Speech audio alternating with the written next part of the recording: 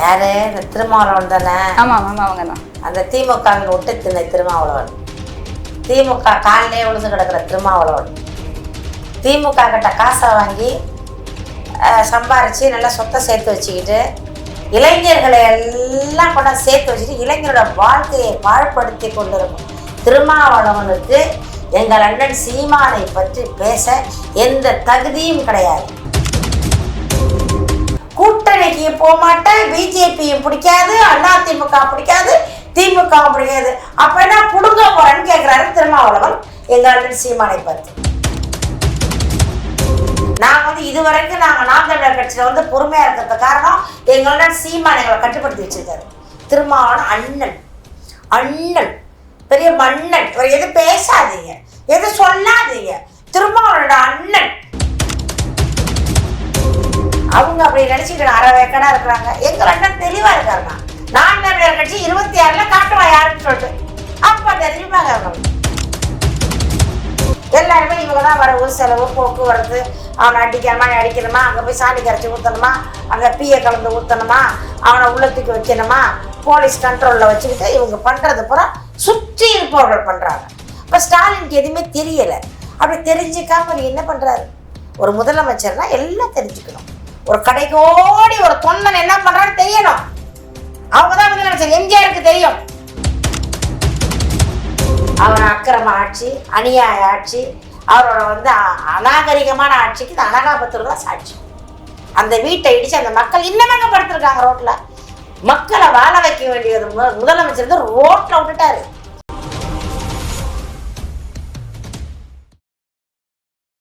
குக்கு செய்தி நேயர்கள் அனைவருக்கும் வணக்கம். இன்று நம்முடன் இணைந்திருப்பது திமுகவின் மூத்த முன்னோடி முனைவர் காமாட்சி நாயுடு ஐயா அவர்கள் மற்றும் நாம் தமிழர் கட்சியின் மாநில கொள்கை பரப்பு செயலாளர் அம்மா வன்னை சுமதி அவர்கள். வணக்கம் அம்மா. வணக்கம் ஐயா. வணக்கம். திருமாவளவன் அவர்கள் கூறியிருக்காங்க, பிஜேபியும் நாம் தமிழர் கட்சிக்கும் ஏதோ ஒரு ரகசிய உறவு இருக்கு அப்படிங்கிற மாதிரி சொல்லியிருக்காங்க. அதை பத்தி உங்களோட கருத்து என்ன? அது என்ன ரகசிய உறவு?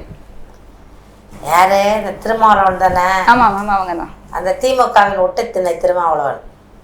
திமுக காலிலே விழுந்து கிடக்கிற திருமாவளவன்.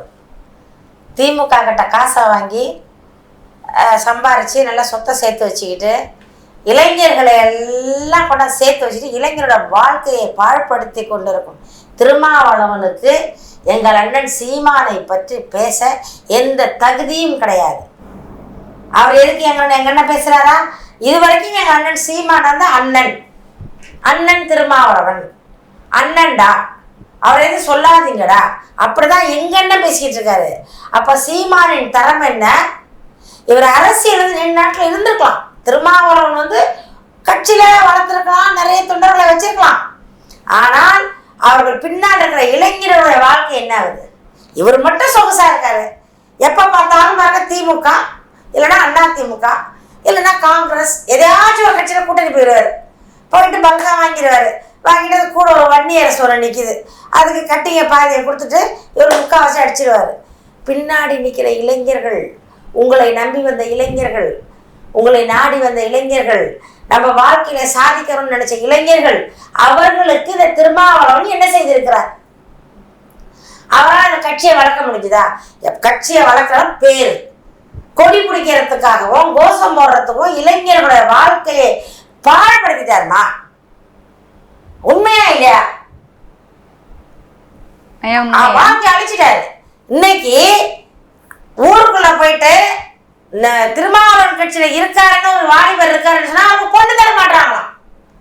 என்னோட நண்பி சொல்றாங்க, பொண்ணு கொடுக்க மாட்டாங்கக்கா. என்னக்கா அந்த பையனை போவாதன்னா கேட்க மாட்டாங்கக்கா. எங்கேயாச்சும் பேசி சண்டையை போட்டு அடிச்சு தகவல் பண்ணிட்டு ஒன்னா அடிச்சு போட்டுறானுங்க, பிரச்சனை பண்ணிக்கலாம் வந்துடுறாங்கக்கா. அந்த நேரம் அது பொண்ணு தர மாட்டாங்க. அப்ப திருமாவளவன் அவனோட இளைஞர்களை எப்படி வழி நடத்துறாரு? நான் அவர்களை குறை சொல்ல மாட்டோமா? அவர்களை குறை சொல்ல, அவர்களும் சின்ன பிள்ளைங்க, சின்ன பிள்ளைங்க. ஒரு ஆசிரியராக இருந்து நம்ம தான் பாடம் சொல்லணும். அப்பா இப்படி இருங்கப்பா, வாழ்க்கையில் எப்படி இருங்க, இப்படி முன்னேறுங்க. ஒரு எம்எல்ஏ போஸ்டிங் கொடுத்துருக்காரா? ஒரு எம்பி போஸ்டிங் கொடுத்துருக்காரா? திருமாவளவன் யாருக்காச்சும் இளைஞர்களுக்கு ஒன்றும் தர. அவர் வரைக்கும் கட்டிங் வாங்கிட்டு சுக்கேச தூக்கிட்டு போயிடுவார். இவர் கெட்ட கேட்டுக்கு இவர் எங்கள் நாம் தமிழர் கட்சியின் சீமானை கேட்கிறாரு.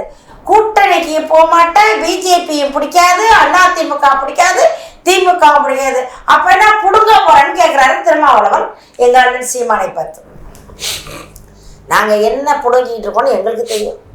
இன்னைக்கு எங்ககிட்ட இருக்க நேற்றைக்கே களத்துக்கு வந்தால் கூட நாம் தமிழர் கட்சி இணைஞ்சா கூட அவர் திறமையையும் அவர் கல்வியையும் அவர் அறிவையும் பார்த்து அவருக்கு ஒரு பதவி தர்றாங்க. எங்கன்னா இன்னைக்கு வந்து எத்தனை பெண்கள் வந்தாலும் சரிசமம் 50-50%, ஆண்கள் 50%, பெண்கள் 50% கொடுத்து எம்எல்ஏ எம்பிக்கு நிற்க வச்சு அழகு பார்ப்போர் எங்கன்னா நாம் தமிழர் கட்சி. திரு சீமான் அவர்கள்ட்ட சரியான கொள்கை இல்லை, 2026ஆம் ஆண்டு அவங்க ஜெயிக்கிறதுக்கான வாய்ப்பே இல்லைன்னு மற்ற கட்சிகள் சொல்றாங்க. அதை பத்தி உங்களோட கருத்து என்னவா இருக்கும்? அம்மா, நாங்கள் வந்து ஜெயிக்கிறோம் ஜெயிக்கல அப்பாற்பட்டதுமா. எங்கள் கொள்கை சரியா இருக்கா? நாம் தமிழர் கட்சியில இன்னைக்கு வந்து இளைஞர்களாகட்டும் யாருமே வந்து அவங்க வாழ்க்கையை பால்படுத்திக்கிறமா. இன்னைக்கும் படிச்சுக்கிட்டு இருக்காங்க. வழக்கறிஞருக்கு படிக்கிறாங்க, கட்சிக்கு வர்றாங்க. மருத்துவருக்கு படிக்கிறாங்க, கட்சிக்கு வர்றாங்க. ஆசிரியருக்கு படிச்சுட்டு இருக்காங்க, கட்சிக்கு வர்றாங்க. அவங்களோட லைஃப் வந்து எந்த வகையிலையும் பாதிக்காது. எங்களை அண்ணன் ஊக்குவிப்பார். பட்டம் வாங்கினா கொண்டாந்து காட்டுவாங்க, அண்ணா வாங்கிட்டேண்ணா, அண்ணா ஜெயிச்சிட்டேண்ணா, அண்ணா நான் விளையாட போறேண்ணா, அண்ணா கல்விக்கு போறேண்ணா, இந்த இடத்துக்கு வேலைக்கு சொல்றாங்க. உங்கள் கட்சியில் கட்ட முடியுமா? வந்த உடனே சப்பளம் அவங்களை கூட உட்கார வச்சிருவீங்க. அவங்க வாழ்க்கை நாசம். நீங்க மட்டும் வளர்றீங்க, நீங்க மட்டும் ஸ்டெப் பை ஸ்டெப்பா போயிட்டே இருப்பீங்க. தொண்டரை பார்க்கணும். எங்கள் அண்ணன் வந்து கூட இருக்க தொண்டர்களும் நல்லா இருக்கணும். புத்தி சொல்லுவார். புத்தி சண்டை போடாத, கோவப்படாத, அவன் சொன்னா சொல்லிட்டு போட்டோம், விட்றா விட்டு தள்ளடா. அவருடைய அறிவோட 100% திருமாவளவனுக்கு அறிவு கிடையாது, அவரோட தகுதியும் கிடையாது. அவர் வந்து எங்கள் சீமானை தரைக்குறவா பேசிக்கிட்டு இருக்காரு. நாங்கள் வந்து இதுவரைக்கும் நாம் தமிழர் கட்சியில் வந்து பொறுமையாக இருக்கிறது காரணம் எங்களோட சீமான் எங்களை கட்டுப்படுத்தி வச்சிருக்காரு. திருமாவளவன் அண்ணன் பெரிய மன்னன். எது பேசாதீங்க, எது சொல்லாதீங்க. திருமாவளவனோட அண்ணன் என் உயிரிட்டு கிடக்குறாரு எங்கள் அண்ணன் சீமான். ஆனால் அந்த மனுஷன் வெளியில் போயிட்டு அவ்வளோ தரைக்குறவா பேசிக்கிட்டு இருக்காரு. அதனால திருமாவளவன் வந்து காசு வாங்கட்டும், கட்டிங் வாங்கட்டும், அவரோட சூட்கேஸ் வாங்கட்டும், என்னென்ன தொலைஞ்சிட்டு போட்டோம். ஆனால் நீங்கள் நாம் தமிழர் பேசி தரைக்குறவா பேசக்கூடாது. 26 ஆட்சிக்கு வர்றோமா வரலையா நாங்கள் முடிவு பண்ணுவோம், மக்கள் முடிவு பண்ணுவார்கள். நீ யார் முடிவு பண்ணுறதுக்கு? உனக்கு என்ன இருக்கு முடிவு பண்ணுறதுக்கு? உனக்கு என்ன தகுதி இருக்கு? இவர் இத்தனை வருஷமா கட்சி, இவர் முதலமைச்சர் ஆகணும்னு ஆசைப்படலையே. இவர் இன்னமும் ஒரு பிள்ளைங்களை ஒரு எம்எல்ஏ ஆகணும்னு ஆசைப்படலையே, ஒரு எம்பி ஆகணும்னு ஆசைப்படலையே, ஒரு பெண்களுக்கு நல்லா பதவி கொடுக்கணும்னு ஆசைப்படலையே. இவர் மட்டும் டெல்லியில போய் உட்காந்துவார்.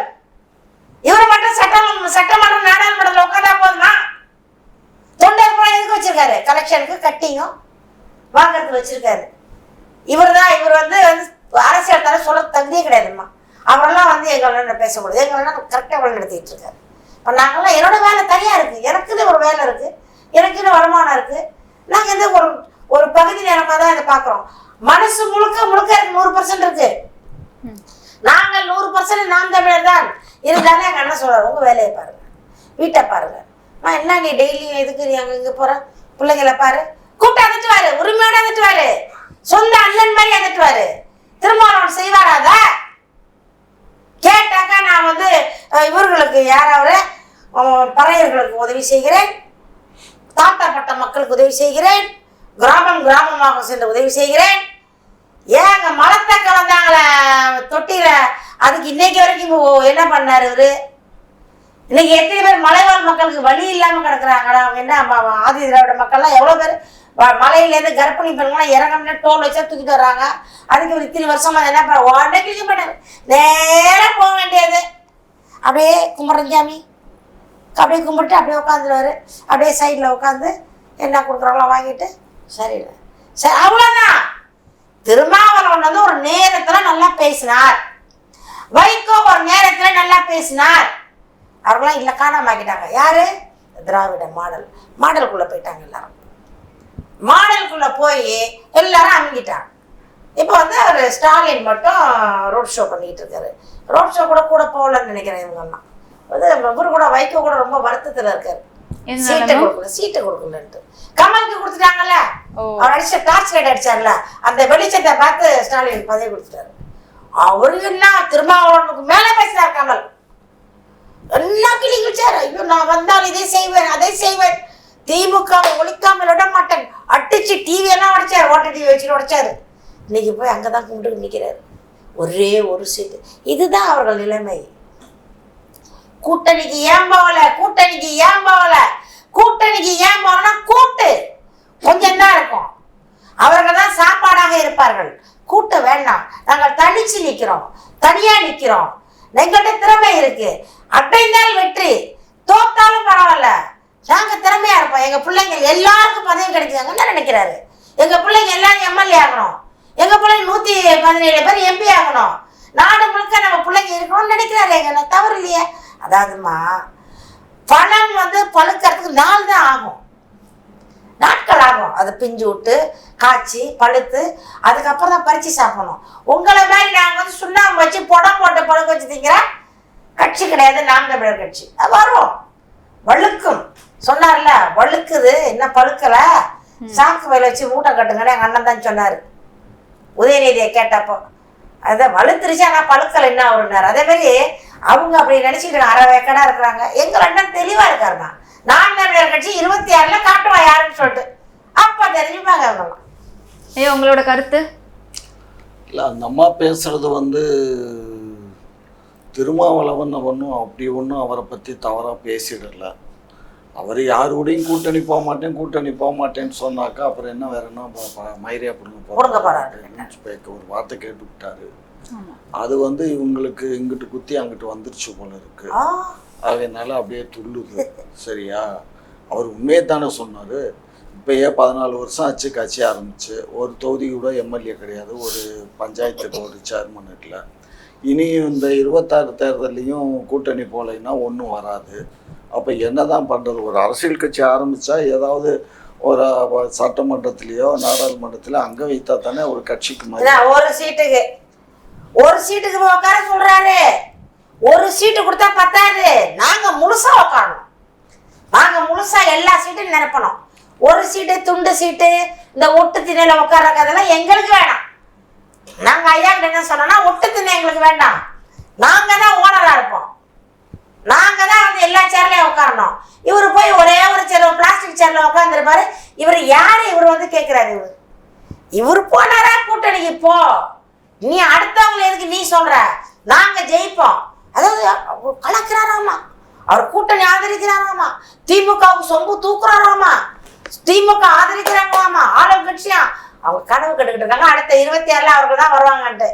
வைக்கிறோம் பாருங்க, மக்கள்லாம் விழிப்படைஞ்சிட்டாங்கம்மா. 2026ல நாம், ஏன்னா நாடு நாசமா போயிட்டு இருக்கு, நாட்டு மக்கள் சந்தோஷமா இல்லை, மகிழ்ச்சியா இல்லை. கல்வி கேட்டாக்கா சொல்லுவாங்க அரசாங்க பள்ளியில படிங்கம்பாங்க. அரசாங்க பள்ளி படிக்காது. இப்போ இருக்க பிள்ளைங்கலாம் மாடல் ஆகிடுச்சிங்க, நல்லா படிக்கணும்னு நினைக்கிதுங்க. ஒரு பக்கத்து வீட்டு போன ஒரு ஸ்கூலுக்கு போகும்போது அந்த ஸ்கூலுக்கு தான் நான் போவேங்குது. அம்மா அப்பா கடன் வாங்கி படிக்க வைக்கிறாங்க. இதெல்லாம் கொஞ்சம் இந்த அரசாங்கம் கட்டுப்படுத்தணும். இதெல்லாம் கட்டுப்படுத்த மாட்டாங்க. சாராய ஆலை, தெருத்தருவா சாராய கடை. அப்போ மக்கள் நிம்மதியா இல்லை.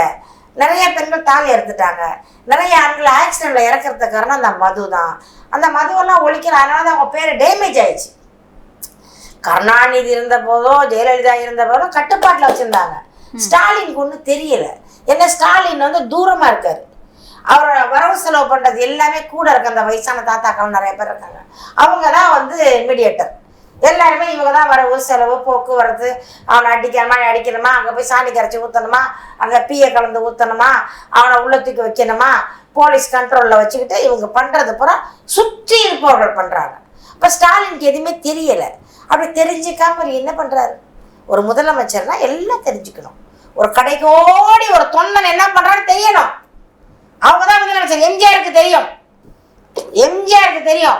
ஒரு கணவன் மனைவி ரோட்ல சண்டை போடுறாங்க, பூந்தமல்லியில ஒரு கார்ல போயிட்டு இருக்காரு, முதலமைச்சரா இருக்காரு, நமக்கு என்னென்ன போகலாம் இல்லையா? காரை விட்டு இறங்கினாரு. இறங்கி போய் அவனை பிடிச்சி ஏன்னா எதிர்த்து அடிக்கிற பொம்பளை சொல்லிட்டு அவனை அடிச்சு அப்பதான் பார்க்காரு எம்ஜிஆர். ஐயா அவ்வளவுதான், அப்படியே கட்டிச்சுட்டு அவங்களுக்கு பண உதவி பண்ணி இந்த குடிசை பகுதி தானே உங்களுக்கு இடம் மாத்தி தரேன்னு சொல்லிட்டு ஒரு உதவி பண்ணாரு. பேசினார், இறங்கி செஞ்சார் செய்யல, இறங்கி காரை விட்டு இறங்கி பேசினார். ஸ்டாலின் பேசுறாரா? கையை தட்டி விடுறாரு, விரட்டி விடுறாரு, துண்டு போட்டாக்கா பிடுங்கி வீசுறாரு, அறையிறாரு பசங்களை, பஸ்ஸில் போய் அடிக்கிறாரு. அது முதலமைச்சர் காரணம் என்ன? அவர் வளர்ந்த விதம். அவர் மேல குறை கிடையாதுமா. ஸ்டாலின் வளர்ந்த விதம் தனியா வளர்ந்துட்டாரு. 4 செக்யூரிட்டியோடய போறது. நம்ம அப்பா முதலமைச்சர் இல்லையா, அதனால அவர் செக்யூரிட்டியோடயே வளர்ந்தவர். இன்னமும் அந்த செக்யூரிட்டி பாதுகாப்புல இருக்காரு ஒழிய அதுல இருந்து வெளியில வரணும். அப்ப என்ன பண்ணணும்? பதவியை வேணாம்னு சொல்லிட்டு போங்க. திறமை இருக்கவங்க ஆளட்டுமே, திறமை இருக்கவங்க அலட்டுமே. இந்த வெயில் காலம் வந்துச்சு, இந்த கொரோனா வருதுன்றாங்க, இப்போ மழை காலம் வருது, ஒன்றும் செய்யலை. கேட்டாக்கா வரைபடத்தில் காட்டுவாங்க, இது இந்த பாலத்தை கட்டி முடிச்சிருவாங்க. அவங்க வந்து பெரிய வளாகத்தை காட்டுவாங்க, கட்டி முடிச்சிட்டோம், முடிச்சிருவாங்க, முடிச்சு பாக்கெட்டில் வச்சிருவாங்க. வளாகம் பூரா அவங்களுக்கு தான். நான் என்ன சொன்னேன், சொத்து நிறையா இருக்குது, எதுக்கு வந்து ஒரு பேராசை? இன்னும் ஆட்சியில் இருந்து என்ன பண்ண போறாரு? அவர் புள்ள பாவம், அந்த பையன் சின்ன பிள்ளை, அதை நடித்தாலும் நல்லா நடிச்சுக்கிட்டு இருந்துச்சு, படமாச்சு நடிச்சுக்கிட்டு இருந்துச்சு. அதையும் கொண்டாந்து கட்சியில் விட்டு அவர் எந்த மீடியாவை பார்த்தா தெரிச்சு ஓடுறாரு. கனிமொழியை கட்ட மீடியா பார்த்தா மைக்கை பார்த்தா அலர்ஜி, உதயநிதிக்கு மைக்கை பார்த்தா அலர்ஜி. எங்க அண்ணன் சீமான் துணிஞ்சு பேசுவாரு, துணிச்சனா பேசுவாரு, தைரியமா பேசுவாரு, கேள்வி கேட்பாரு. ஒரு அரசியல்வாதிக்கு அதுதான் வேணும். ஒரு அரசியல்வாதிக்கு தன்னம்பிக்கையும் தைரியமும் துணிச்சலும் முயற்சியும் விடாமுயற்சியும் இதெல்லாம் தான் வந்து ஒரு தலைவனுக்கு தகுதியானது. நாங்கள் எதை பார்த்தாலும் ஒழிஞ்சிக்கிட்டு ஓடுறது, அது வேணாம், மதுவை பற்றி பேசினா ஓடுறது, தாலியரப்பை பற்றி பேசினால் ஓடுறது, அதெல்லாம் அரசியல். மக்களை பார்க்கணும், மக்கள் நலனை கருதணும், மக்களுக்கு சேவை செய்யணும். இன்னைக்கு நிறைய பேர் வேலை இல்லாமல் இருக்காங்க, நிறைய பேர் வேலை இல்லைம்மா. கேட்டால் சொல்கிறாங்க இளைஞர்கள்லாம் படிச்சுட்டாங்க. அவர் படிக்க வைக்கல, ஸ்டாலின் படிக்க வைக்கல, எங்கள் வீட்டில் நாங்கள் படிக்க வைக்கிறோம். இளைஞர்களுக்கு வேலை இல்லை தெரியுமா? எனக்கு தெரிஞ்சு பசங்க வீட்டில் சாப்பாடு இல்லை, கல்யாணம் பண்ணிட்டான், வேலை இல்லை, கிடைக்கல, போயிட்டு இந்த சாப்பாடு டெலிவரி பண்ணுறாங்க. பார்த்தீங்களா, நிறைய பிள்ளைங்க வேலை செய்யுது, படித்த பிள்ளைங்க தான் வருது. அதை சாப்பாடு டெலிவரி பண்ணுறது யார்? கொரியரில் வேலை செய்கிறது யார்? இந்த சிப்கார்டு அது இதெல்லாம் ஃப்ளிப்கார்ட்லாம் வேலை செய்கிறாங்கல்ல, யார் வேலை செய்கிறா? படித்த பிள்ளைங்க, தமிழ்நாட்டு இளைஞர்கள். அப்போ வந்து இதெல்லாம் நீங்கள் பார்க்கணும். இளைஞர்கள் கேட்டாக்கா எல்லாரும் வேலை செய்யலை, வறுமை கஷ்டம். பெண்கள் வேலைக்கு போகிறாங்க, பெண்கள் காலையில் 5 மணிக்கு எழுச்சி போகிறாங்க. கேட்டால் இலவச பஸ் ஓட்டிங்கன்றாங்க. இலவச பஸ் 5 மணிக்கெலாம் வராது, ஓடுறாங்க கிளம்பி, பஸ்ஸை ஏதோ ஒரு பஸ்ஸை பிடிச்சி ஓடுறாங்க, வேலை செய்கிறாங்க.